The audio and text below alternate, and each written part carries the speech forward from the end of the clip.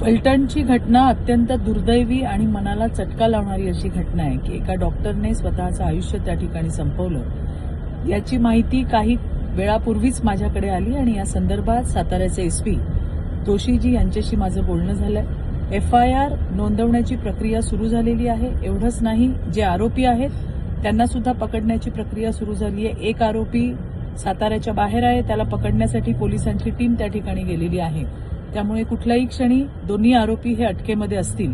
या संदर्भामध्ये मुलीने याआधी अशा पद्धतीचा मला त्रास होतोय अशी काही कंप्लेंट दिली होती का याचा सुद्धा आम्ही शोध घेतोय। जर दिली असेल तर त्याच्यावर कारवाई का झाली नाही याची सुद्धा माहिती घेतोय। अशा घटनेमध्ये खरं तर मुलींना ज्या वेळेला त्रास होतो त्यावेळेला त्यांना मदत करण्यामध्ये जास्त समाधान मिळतं। आज मुलींनी स्वतःला संपवलंय। मला या घटनेच्या माध्यमातून राज्यातल्या तमाम माझ्या बहिणींना, माझ्या मुलींना मला सांगायचंय की स्वतःला संपवू नका। तुम्हाला त्रास देणाऱ्या या नराधमांना शिक्षा व्हायला पाहिजे।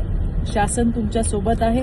देवाभाऊंनी तुमच्या सुरक्षेसाठी 112 नंबरची हेल्पलाईन सुद्धा त्या ठिकाणी ठेवलेली आहे। ज्या वेळेला असा त्रास होतो त्यावेळेला स्वतःला संपवण्यापेक्षा जे आपल्याला त्रास देतात त्यांच्यावरती कारवाई व्हायला पाहिजे आणि त्यासाठी आम्ही सगळेजण तुमच्या सोबत आहोत। पुन्हा एकदा हेच सांगतेय की अशा पद्धतीचं टोकाचं पाऊल उचलण्यापूर्वी शासनाची मदत घ्या, 112ची मदत घ्या।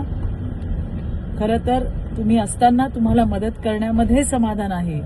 अशा घटना जीवाला चटका लावणाऱ्या आहेत, परंतु या घटनेमध्ये सुद्धा जे कोणी आरोपी असतील त्यांच्यावरती कारवाई केली जाईल। लवकरात लवकर हे आरोपी पकडले सुद्धा जातील।